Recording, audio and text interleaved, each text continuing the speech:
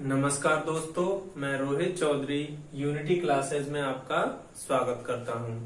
तो दोस्तों, आज हम पढ़ेंगे संज्ञा के बारे में। संज्ञा किसे कहते हैं? तो सबसे पहले देखेंगे संज्ञा का अर्थ क्या होता है। तो संज्ञा का अर्थ होता है दोस्तों नाम,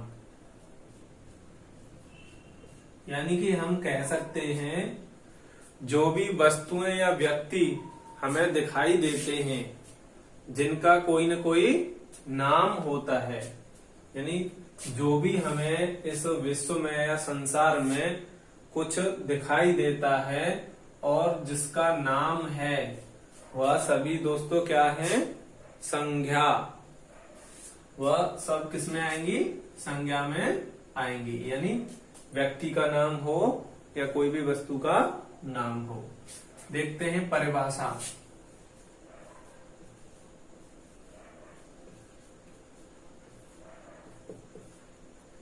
तो परिभाषा में देखेंगे दोस्तों संज्ञा की में किसी व्यक्ति,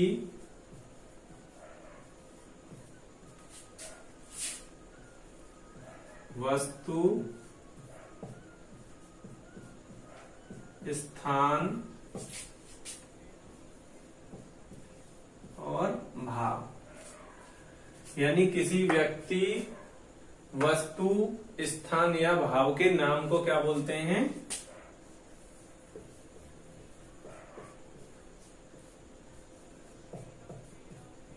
संज्ञा कहते हैं। किसी व्यक्ति, वस्तु, स्थान, भाव के नाम को क्या बोलते हैं दोस्तों? संज्ञा कहते हैं। देखेंगे संज्ञा कितने प्रकार की होती है।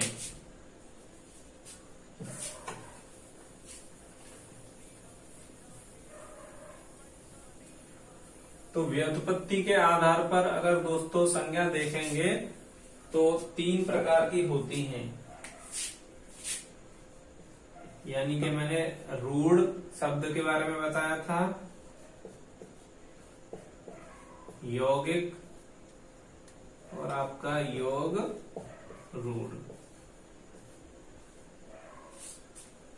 यानी मूल रूप से, मुख्य रूप से संज्ञाएं जो होती हैं व्युत्पत्ति के आधार पर रूढ़ संज्ञाएं, यौगिक संज्ञाएं और योग रूढ़ संज्ञाएं। लेकिन हम पढ़ेंगे दोस्तों अर्थ के आधार पर संज्ञाएं। आगे देखेंगे अर्थ के आधार पर। अर्थ के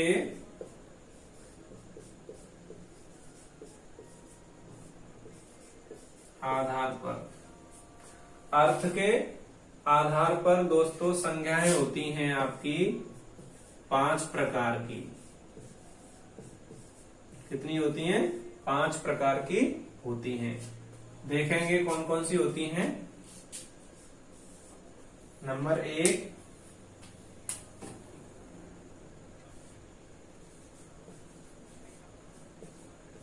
व्यक्तिवाचक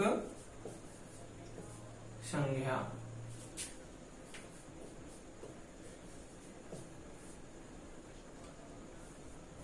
नंबर 2 है आपकी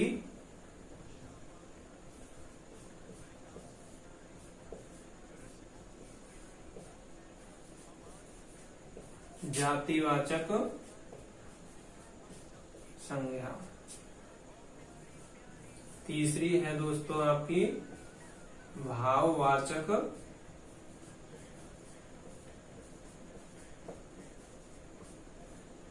संज्ञा। 2 संज्ञाएं दोस्तों आपकी जातिवाचक संज्ञा से निकली मानी जाती हैं, यानी आपकी समूहवाचक संज्ञा नंबर 4।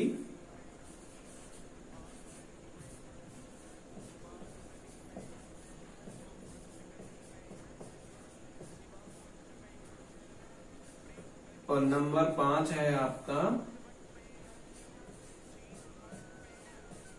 पदार्थवाचक या कह सकते हैं द्रव्यवाचक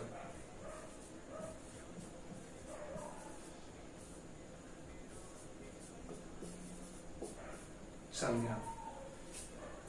नंबर 1 है आपकी व्यक्तिवाचक संज्ञा यानी प्रॉपर नाउन। जातिवाचक संज्ञा हो गई दोस्तों आपकी कॉमन नाउन। भाववाचक संज्ञा हो गई दोस्तों आपकी एब्स्ट्रैक्ट। समूहवाचक संज्ञा हो गई कलेक्टिव नाउन। पदार्थवाचक संज्ञा हो गई आपकी द्रव्य यानी मैटेरियल नाउन। आगे देखेंगे व्यक्तिवाचक संज्ञा किस प्रकार की होती है। व्यक्तिवाचक संज्ञा में देखेंगे दोस्तों, तो व्यक्तिवाचक संज्ञा में किसी विशेष व्यक्ति या वस्तु के बारे में बताया जाता है। जैसे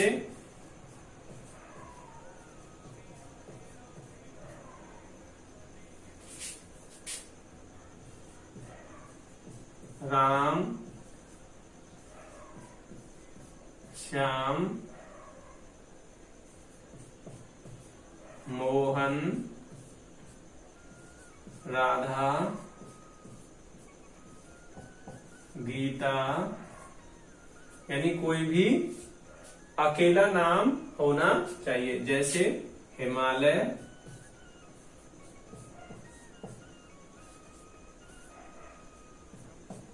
पर्वत। तो क्या दोस्तों पर्वत जो है व्यक्तिवाचक संज्ञा में होगा? नहीं होगा। तो पर्वत किस में होगा? आपका जातिवाचक संज्ञा में।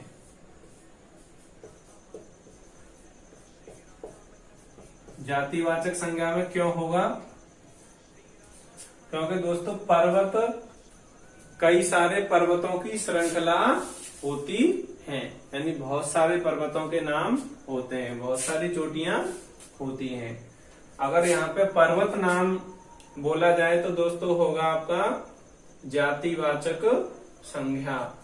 और हिमालय पर्वत की बात होगी तो यहाँ पे दोस्तों हो गया व्यक्तिवाचक संज्ञा में चला जाएगा। जातिवाचक संज्ञा में किसी पूरे वर्ग का बोध होना चाहिए, विशेष पूरे वर्ग का बोध होना चाहिए। जैसे लड़का और आपका पेड़ पौधे।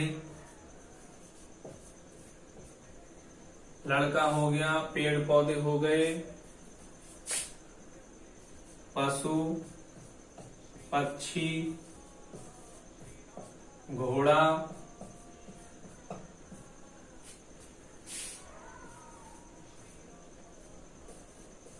कुत्ता, हाथी आदि।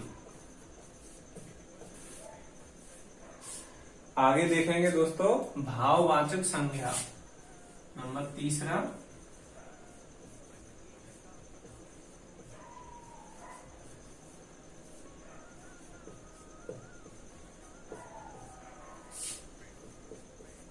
भाववाचक में देखेंगे भाववाचक में क्या होता है, यानी किसी भाव की या दशा का बोध होता है। जैसे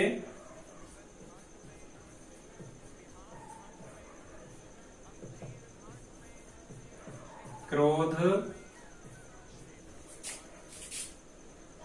क्रोध हो गया, यौवन,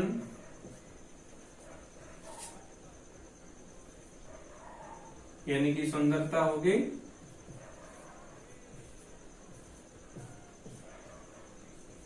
जवानी, बुढ़ापा,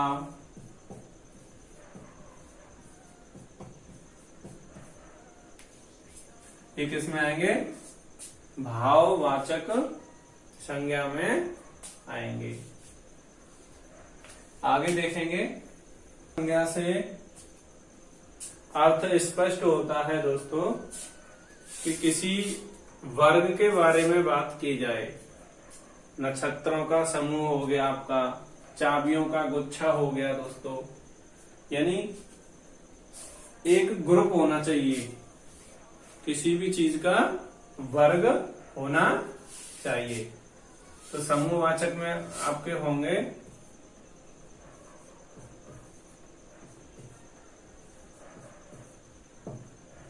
पक्षियों का झुंड हो गया,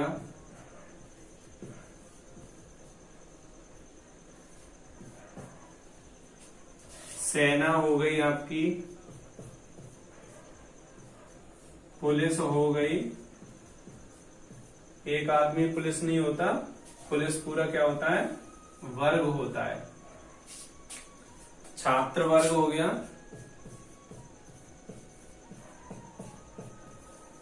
यानी पक्षियों का झुंड, सेना, पुलिस, चाबियों का गुच्छा, यानी समूहवाचक संज्ञा, यानी समूह का हमें बोध कराए वह समूहवाचक संज्ञा होता है।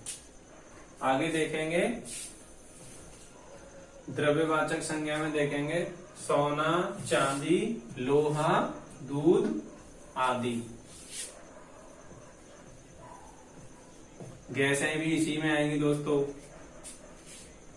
ठोस पदार्थ, द्रव्य, गैस सब इसी में आएंगी, यानी द्रव्यवाचक संज्ञा में आएंगी।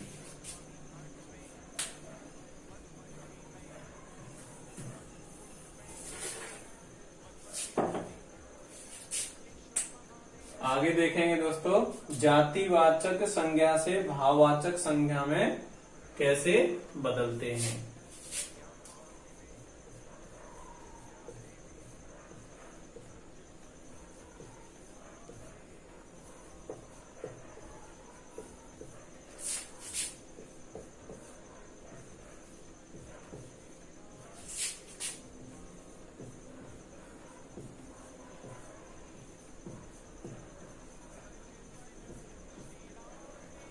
जातिवाचक संज्ञा से भाववाचक संज्ञा कैसे बदलते हैं, तो देखेंगे पुरुष,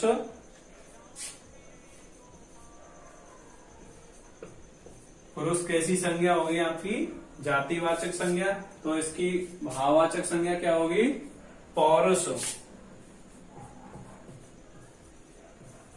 पौरुष या पुरुषत्व, पौरुष या पुरुषत्व। आगे देखेंगे नारी, नारी का होगा दोस्तों नारीत्व।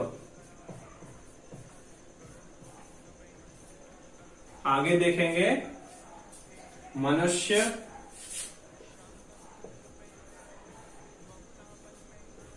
मनुष्य का होगा मनुष्यता।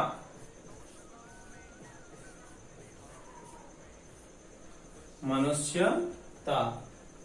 गुरु का होगा गुरुत्व।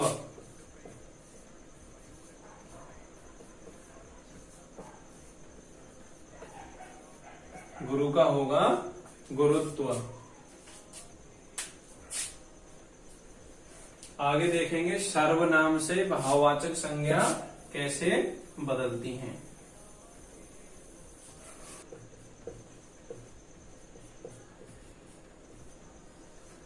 सर्वनाम में देखेंगे जैसे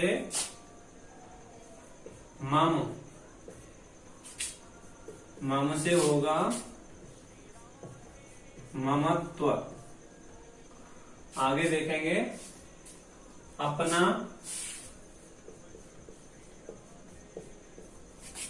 अपना से बनेगा अपनत्व, यानी कि सर्वनाम से भाववाचक संज्ञा बनाएंगे मम, ममत्व, अपना, अपनत्व। आगे देखेंगे निज, निजत्व।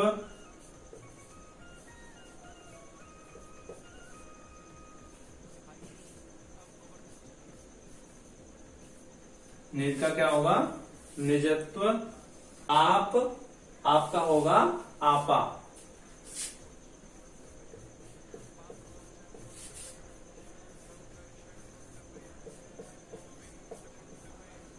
आपा।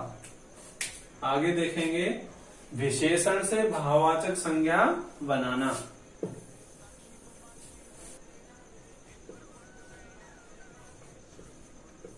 सुंदर, सुंदर का बनेगा दोस्तों भाववाचक संज्ञा सुंदरता।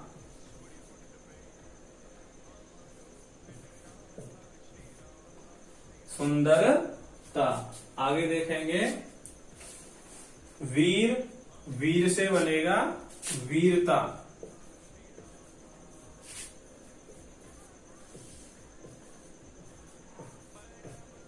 वीर से बनेगा वीरता।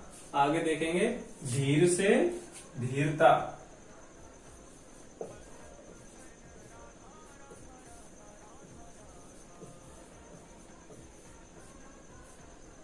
धीरता। आगे देखेंगे दोस्तों क्रिया से भाववाचक संज्ञा बनाना।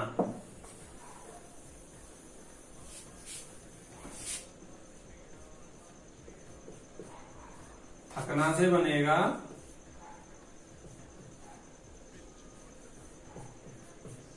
थकान। थकना से क्या बनेगा थकान। आगे देखेंगे घबराना।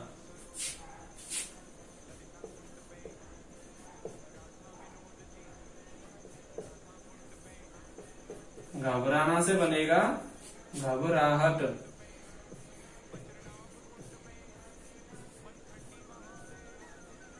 घबराहट। आगे देखेंगे मिलना, मिलना से बनेगा मेल।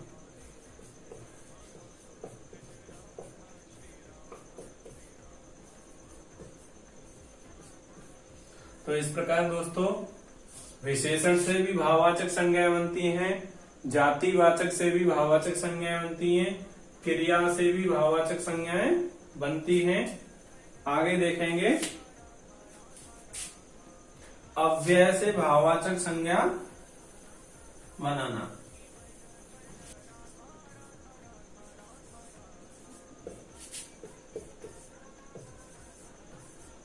दूर का हो गया आपका दूरी। आगे देखेंगे निकट,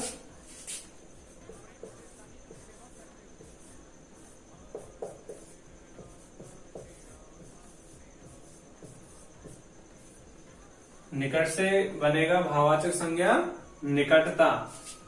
आगे देखेंगे नीचे, नीचे का बनेगा नीचाई।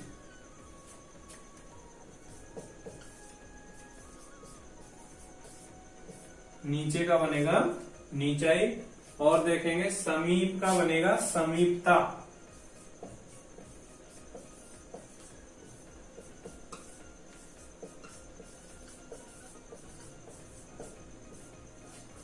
समीप से बनेगा दोस्तों समीपता।